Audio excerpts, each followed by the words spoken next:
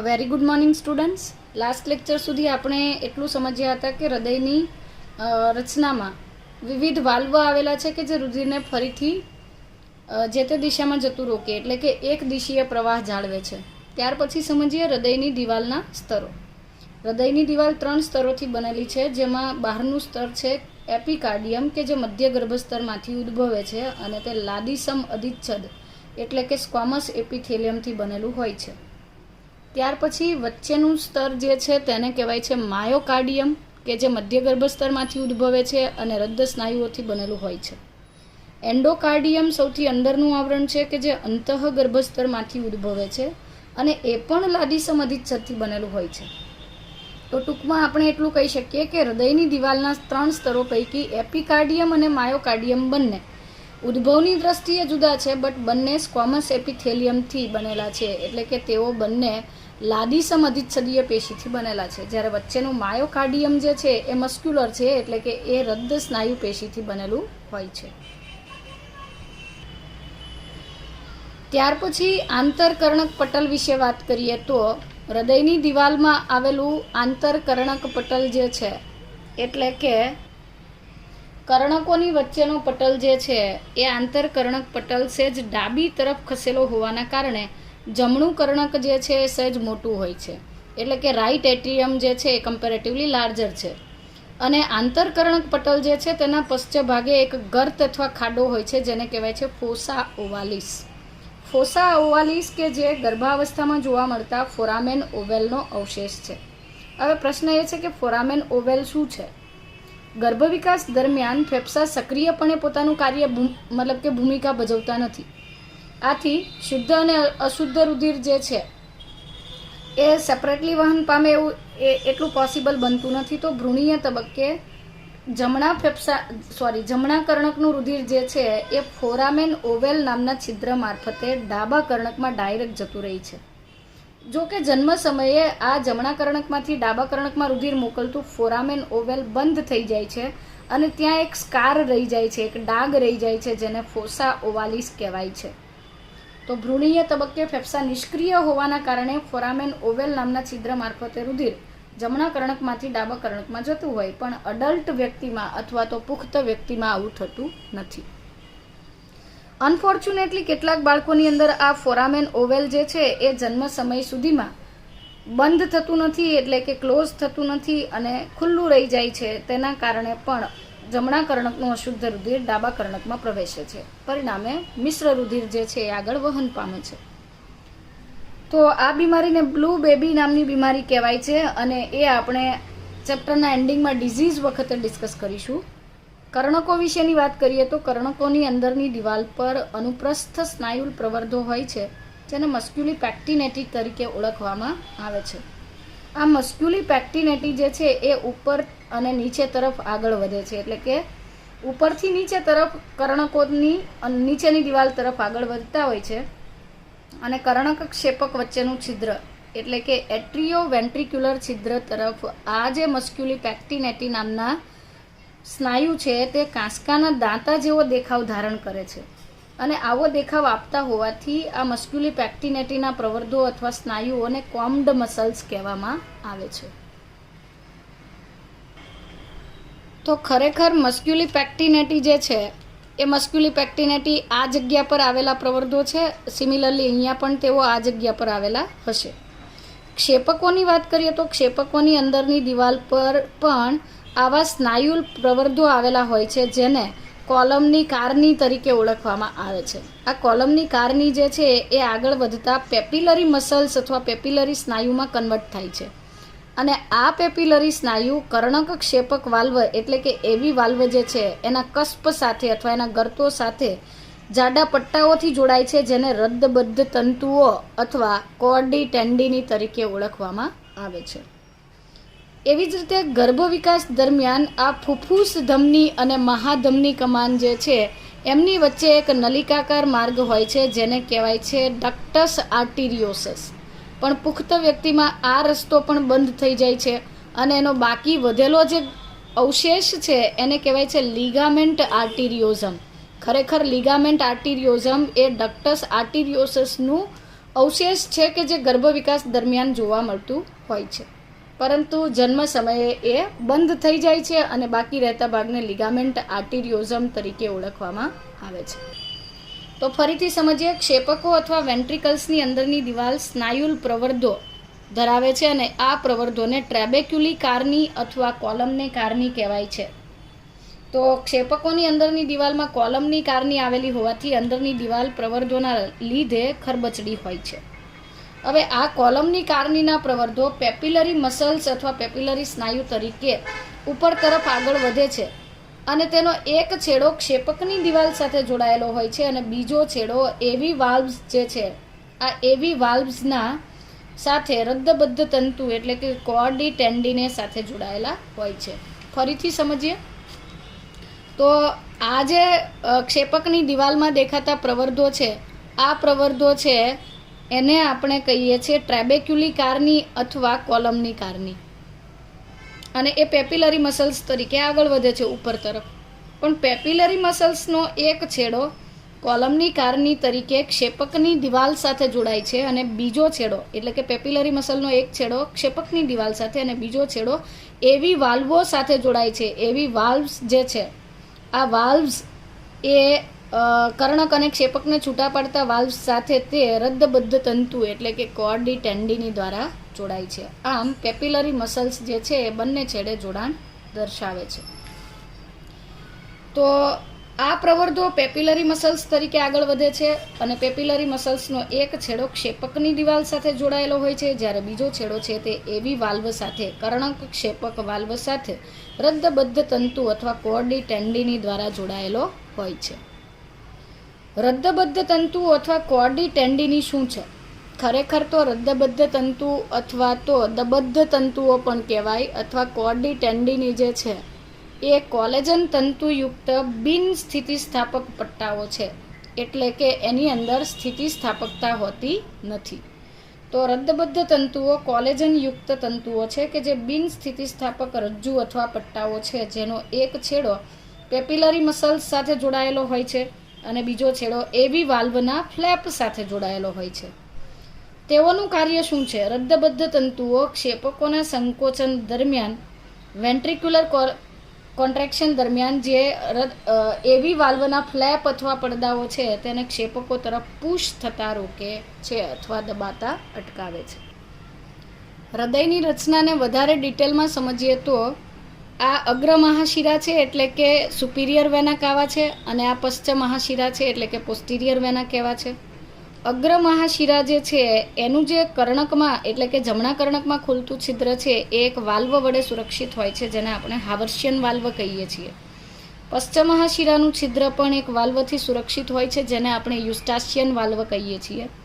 અને એવી જ રીતે હૃદયની દિવાલને રુધિર પૂરું ઓક્સિજનયુક્ત રુધિર પાડતી જે કોરોનરી ધમની અથવા રદ્દ ધમનીઓ છે, એમાંનું રુધિરનો ઓક્સિજન વપરાઈ ગયા બાદ હૃદયની દિવાલનું અશુદ્ધ રુધિર લાવતી કોરોનરી વેઇન અથવા તો રદ્દ શિરાઓ જે છે એ જે જગ્યા પર ભેગી થાય છે એને કહેવાય કોરોનરી સાઇનસ. તો કોરોનરી સાઇનસ જ્યાં ખુલે છે ત્યાં પણ એક વાલ્વ આવેલો હોય છે, એને કહેવાય છે થેબેશિયન વાલ્વ. એવી રીતે આ ફુફ્ફુસ ધમની જે છે, કર્ણકો અને ક્ષેપકો વચ્ચે એવી વાલ્વ આવેલા હોય છે જેમાં જમણા કર્ણક અને જમણા ક્ષેપક વચ્ચેનો વાલ્વ 3 કસ્પ ધરાવે છે, એટલે ટ્રાયકસ્પિડ છે. ડાબા કર્ણક અને ડાબા ક્ષેપકની વચ્ચેના વાલ્વને 2 કસ્પ છે, એટલે બાયકસ્પિડ અથવા મિટ્રલ વાલ્વ કહેવાય છે. જમણા ક્ષેપકનો ફુફ્ફુસ ધમનીમાં ખુલતો છેડો, તો ફુફ્ફુસ ધમનીના શરૂઆતના ભાગે ફુફ્ફુસીય અર્ધચંદ્રાકાર વાલ્વ એટલે કે સેમિલ્યુનાર વાલ્વ હોય છે અને ધમનીના મહાધમની કમાન જે છે તેના ડાબા કર્ણક સાથેના જોડાણ સ્થાને ધમનીય અર્ધચંદ્રાકાર વાલ્વ અથવા એઓર્ટિક સેમિલ્યુનાર વાલ્વ આવેલા હોય છે. તો આ વાલ્વો જે છે એ જે તે સ્થાનેથી રુધિરનો પ્રતિપ્રવાહ રોકે છે. સુપિરિયર વેના કહેવા એટલે કે પ્રી કેવલ અથવા તો એન્ટિરિયર વેના કહેવા જે છે એ અગ્ર મહાશિરા તરીકે ઓળખાય છે અને અગ્ર મહાશિરા જેનું કર્ણકમાં ખુલતું છિદ્ર હાવર્શિયન વાલ્વ વડે સુરક્ષિત રહે છે. જ્યારે શરીરના પશ્ચ ભાગોમાંથી અશુદ્ધ રુધિર લાવતી ઇન્ફિરિયર વેના કાવા જે છે અથવા તો પોસ્ટ કેવલ કે પોસ્ટિરિયર વેના કહેવા જે છે, જેને ગુજરાતીમાં આપણે પશ્ચ મહાશિરા કહીએ, તો તેનું જમણા કર્ણકમાં ખુલતું છિદ્ર યુસ્ટાશિયન વાલ્વ દ્વારા સુરક્ષિત હોય છે. જો કે ભ્રૂણીય તબક્કે આ વાલ્વ શું કરે છે? યુસ્ટાશિયન વાલ્વ જે છે એ ભ્રૂણીય તબક્કે પશ્ચ મહાશિરામાંથી આવતા રુધિરને ડાબા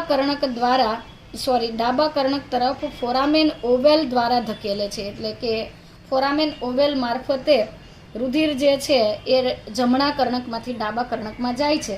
એકવાર પશ્ચિમ મહાશિરામાંથી એ રુધિર જમણા કર્ણકમાં આવે એટલે યુસ્ટાશિયન વાલ્વ બંધ થઈ જાય, જેથી રુધિર ત્યાં પાછું જવાના બદલે ફોરામેન ઓવેલ બાજુ જાય છે અને ડાબા કર્ણકમાં પહોંચે છે. એવી જ રીતે કોરોનરી સાઇનસના જમણા કર્ણકમાં ખુલતા છિદ્રને સુરક્ષિત કરે છે થેબેશિયન વાલ્વ. એટલે કે થેબેશિયન વાલ્વ જે છે એ કોરોનરી સાઇનસમાં આવેલા અશુદ્ધ રુધિરને પાછું રિટર્ન જતું, એટલે કે તેનો પ્રતિપ્રવાહ જે છે એ અટકાવે છે. ત્યાર પછી આપણે વાત કરી હતી ફુફ્ફુસ ધમની અને મહાધમની બંને એકબીજા સાથે જોડાય ત્યાં. એટલે કે આ છે મહાધમની, આ મહાધમની અને આ છે ફુફ્ફુસ ધમની. આ બંને એકબીજા સાથે જોડાય ત્યાં લિગામેન્ટ આર્ટિરિયોઝમ આવેલું છે. બટ ખરેખર લિગામેન્ટ આર્ટિરિયોઝમ જે છે એ કોનું રેમનન્ટ છે અથવા કોનો બાકી બચેલો હિસ્સો છે એવું પૂછે તો એ ડક્ટસ આર્ટિરિયોસસનો બાકી બચેલો હિસ્સો ગણાય છે.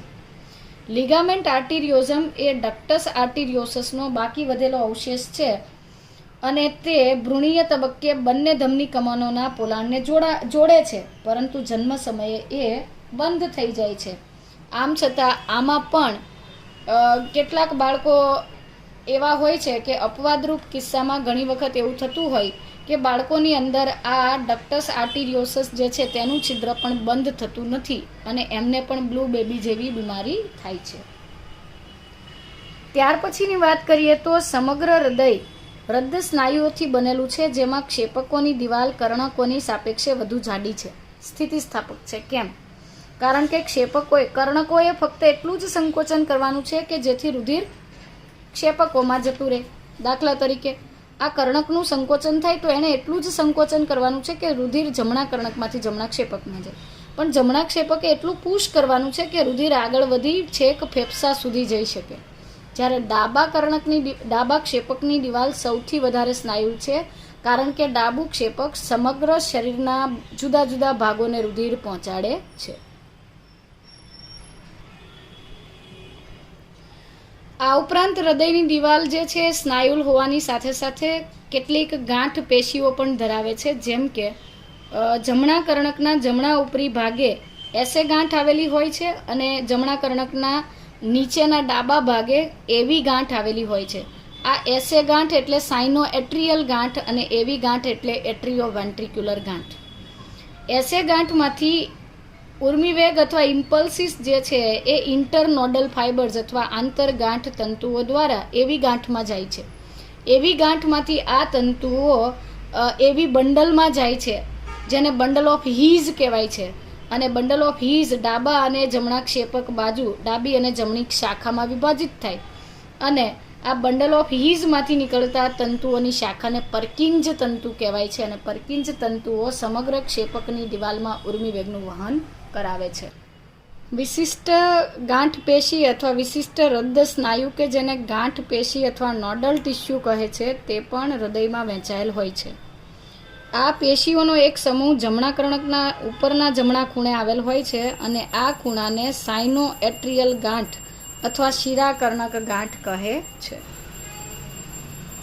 આ પેશીનો આવો જ બીજો સમૂહ જમણા કર્ણકના નીચેના ડાબા ખૂણે આવેલો છે, જેને કર્ણક ક્ષેપક પટલની નજીક હોવાના લીધે એટ્રિયો વેન્ટ્રિક્યુલર ગાંઠ અથવા કર્ણક ક્ષેપક ગાંઠ કહેવામાં આવે છે. ગાંઠ તંતુઓનો સમૂહ કે જેને કર્ણક ક્ષેપક બંડલ અથવા એવી બંડલ કહે છે અને આ એવી બંડલ આંતર ક્ષેપક પટલના ઉપરના ભાગે એવી નોડ અથવા એવી ગાંઠથી શરૂ થાય છે અને તરત જ તે ડાબી અને જમણી શાખામાં વિભાજિત થઈ આંતરક્ષેપક પટલની સાથે પશ્ચ ભાગે નીચે તરફ આગળ વધે છે. જેમ કે આ ભાગમાં આવેલો ગાંઠ પેશીનો સમૂહ છે તો એક ક્ષેપક બાજુ આગળ વધે છે નીચે તરફ અને એ ડાબા ક્ષેપક અને જમણા ક્ષેપક બાજુ બે શાખામાં વિભાજિત થાય છે.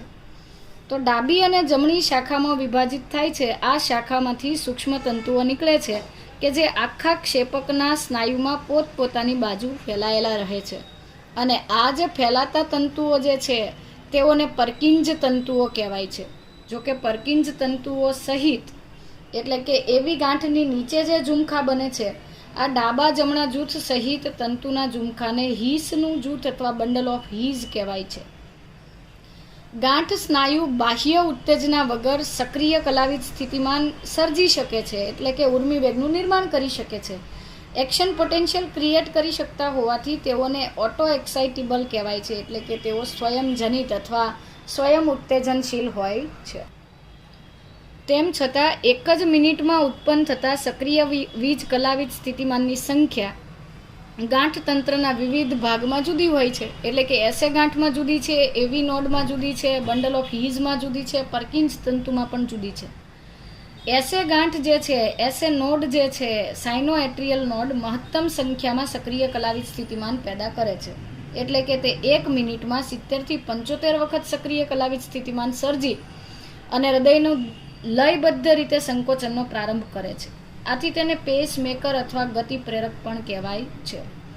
આપણું હૃદય સામાન્ય રીતે 1 મિનિટમાં 70 થી 75 વખત ધબકે, એટલે સરેરાશ 72 ધબકારા પ્રતિ મિનિટ હોય એવું ગણાય છે. એસે ગાંઠ વિશે વધારે વાત કરીએ તો એસે ગાંઠ જે છે તેની શોધ કેઇથ અને ફેક દ્વારા કરવામાં આવી છે. એસે નોડ જે છે એ પેસમેકર અથવા ગતિ પ્રેરક તરીકે ઓળખાય છે, જે જમણા કર્ણકના જમણા ઉપરી ભાગે આવેલ હોય છે અને તે 72 ધબકારા પ્રતિ મિનિટ હૃદયના ધબકવાની શરૂઆત કરાવે છે, મતલબ કે મેક્સિમમ. ઇન્ટરનોડલ પાથવે કોને કહેવાય છે? એસે ગાંઠ અને એવી ગાંઠ વચ્ચે આવેલો ચેતા સ્નાયુથી બનેલો એક માર્ગ છે. એસે ગાંઠને એવી ગાંઠ સાથે સાઇનોએટ્રિયલ નોડને એટ્રિયોવેન્ટ્રિક્યુલર નોડ સાથે જોડતો ન્યુરોમસ્ક્યુલર પાથવે જે છે અથવા ચેતા સ્નાયુથી બનતો માર્ગ છે તેને ઇન્ટરનોડલ પાથવે કહેવાય છે. તે ઉત્તેજનાને એસે નોડથી એવી નોડ અથવા એસે ગાંઠમાંથી એવી ગાંઠ સુધી વહન કરાવે છે. એટ્રિયોવેન્ટ્રિક્યુલર નોડ અથવા એવી નોડ જે છે, કર્ણક ક્ષેપક ગાંઠ એ સાઇનોએટ્રિયલ ગાંઠ કરતાં પ્રમાણમાં નાની હોય છે, જે જમણા કર્ણકના ડાબી તરફના નીચેના ખૂણે ગોઠવાયેલી હોય છે અને કર્ણક ક્ષેપક પટલની નજીક હોય છે. તે દર મિનિટે 40 ઉર્મિવેગ સર્જી શકે છે અને તેની શોધ કેન્ટ નામના વૈજ્ઞાનિકે કરી હતી. બંડલ ઓફ હીઝ અથવા એવી બંડલ જે છે એ કર્ણક અને ક્ષેપકના સ્નાયુઓ વચ્ચેનું જોડાણ સ્થાન છે. તે એવી ગાંઠથી શરૂ થઈ ડાબી જમણી શાખામાં વિભાજિત થાય છે અને ક્ષેપકોની દિવાલમાં નીચે તરફ આગળ વધે છે. અને આ જે બંડલ ઓફ હીઝ જે છે એમની શાખાઓને પરકિંજ ફાઇબર અથવા પરકિંજ તંતુઓ કહેવામાં આવે છે. તો હવે સમજીએ પરકિંજ તંતુઓ. તે ક્ષેપકના એન્ડોકાર્ડિયમમાં વિસ્તરેલા હોય છે, એટલે કે તેઓ ક્ષેપકની અંદરની દિવાલમાં વિસ્તરેલા છે અને સમગ્ર ક્ષેપકમાં તેઓ ઉર્મિવેગનું વહન કરે છે, જે લગભગ 18 થી 25 ઉર્મિવેગ પર મિનિટ જનરેટ કરે છે. અને આ સમગ્ર વહન માર્ગમાં એસે ગાંઠ સૌથી વધારે ઉર્મિવેગ સર્જી શકે છે અને તેથી તે હૃદય ધબકવાની લયબદ્ધતા જાળવે છે એવું કહેવાય છે અને આથી જ તેને પેસમેકર કહેવાય છે. આ પેસમેકર સર્જેલા ઉર્મિવેગનું એવી ગાંઠ અથવા એવી નોડ આગળ વહન કરે છે, તો એવી નોડને પેસ સેટર પણ કહેવાય છે. આ ગતિ પ્રેરક કહેવાય છે અને આ ગતિ જે છે એને જાળવનાર કહેવાય છે. એવી ગાંઠ સહિતના બાકીના ગાંઠ તંતુના ઘટકો ફક્ત ઉર્મિવેગને હૃદયની દિવાલમાં આગળ તરફ મોકલે છે. ત્યાર પછી સમજીએ આર્ટિફિશિયલ પેસમેકર એટલે કે કૃત્રિમ ગતિ પ્રેરક, જે કેટલાક વ્યક્તિની અંદર જ્યારે એસે ગાંઠ નિષ્ફળ નીવડે ત્યારે મૂકવામાં આવે છે. તો તેના 2 પ્રકાર છે, ટેમ્પરરી અને પરમેનન્ટ. તો પહેલાં સમજીએ ટેમ્પરરી પેસમેકર શું છે. હંગામી પેસમેકર ઇમરજન્સી સ્થિતિમાં ઉપયોગી છે. ઇમરજન્સી કન્ડિશનમાં વ્યક્તિની છાતી પર વિદ્યુત ધ્રુવો ગોઠવી હૃદયની ગતિદાયકતા પ્રેરી શકાય છે. એટલે કે વિદ્યુત ધ્રુવોની મદદથી હૃદય ધબકવાના ઇમ્પલ્સ ક્રિએટ કરી શકાય છે, જેમાં વિદ્યુત ધ્રુવોને એક બાહ્ય ઉર્મિવેગ સર્જક એટલે કે એક્સટર્નલ પલ્સ જનરેટર સાથે જોડી અને ઈચ્છા મુજબ ધબકારાની સંખ્યાને મોનિટર કરી શકાય છે અથવા તો એનું પ્રોગ્રામિંગ કરી શકાય છે. તો આ ફક્ત ટેમ્પરરી છે, જેમાં બહારથી છાતી પર વિદ્યુત ધ્રુવો મૂકવામાં આવે છે. જ્યારે પરમેનન્ટ છે તેમાં ટિશ્યુ અથવા તો પેશીની અંદર એટલે કે ત્વચાની નીચે ગ્રાફ્ટિંગ કરવામાં આવે છે.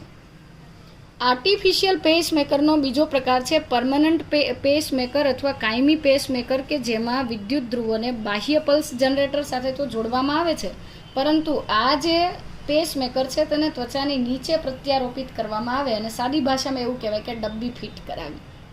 જેમ સ્ટેન્ડ ફિટ કરાવ્યું છે એવું કે એમ આમાં ડબ્બી ફિટ કરાવી. દેટ મીન્સ કે આની અંદર એક બેટરી જે છે એ છાતીના ભાગે ગ્રાફ્ટ કરવામાં આવે છે.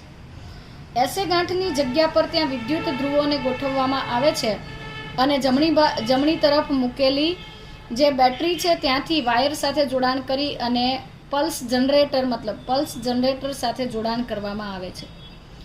આની અંદર એટલે કે પરમેનન્ટ પેસમેકરમાં પણ હૃદયના ધબકારાનો દર જે છે એનું મોનિટરિંગ અથવા તો એનું પ્રોગ્રામિંગ કરી શકાય છે. એવી જ રીતે આની અંદર પણ આપણે કાર્ડિયાક આઉટપુટનું પણ નિયમન કરી શકીએ, એટલે કે હૃદયના ધબકારા નક્કી કરી શકાય, દર મિનિટે હૃદય દ્વારા પંપ થતું બ્લડ કેટલું છે વગેરેનું પ્રોગ્રામિંગ કરી શકાય છે. અને આ પ્રોગ્રામિંગ જે છે તેને રેડિયો ફ્રીક્વન્સી કે ચુંબકીય સંકેતોની મદદથી બદલી શકાય છે. તો રેડિયો ફ્રીક્વન્સી કે ઇલેક્ટ્રોમેગ્નેટિક સિગ્નલ્સ જે જગ્યા પર હોય ત્યાં આવી વ્યક્તિ જશે તો એમનું જે આ પ્રોગ્રામિંગ છે એ ડિસ્ટર્બ થાય છે. આથી કૃત્રિમ પેસમેકર ધરાવતા દર્દીઓને વિદ્યુત ચુંબકીય ક્ષેત્ર કે મોબાઈલ ફોનના રેડિયેશન વગેરેથી દૂર રહેવાનું સૂચિત કરવામાં આવે છે કે જેથી કરીને એમનું જે પ્રોગ્રામિંગ છે એ ડિસ્ટર્બ ના થાય. પલ્સ જનરેટર તરીકે પરમનન્ટ પેસમેકરમાં વપરાતો ઘટક છે સોલિડ સ્ટેટ લિથિયમ બેટરી અથવા સોલિડ સ્ટેટ લિથિયમ સેલ જે છે એ પરમનન્ટ પેસમેકરમાં વપરાતો પલ્સ જનરેટર છે અને તે આપમેળે ચાર્જિંગ કરી શકાય એવો એક ઘટક છે.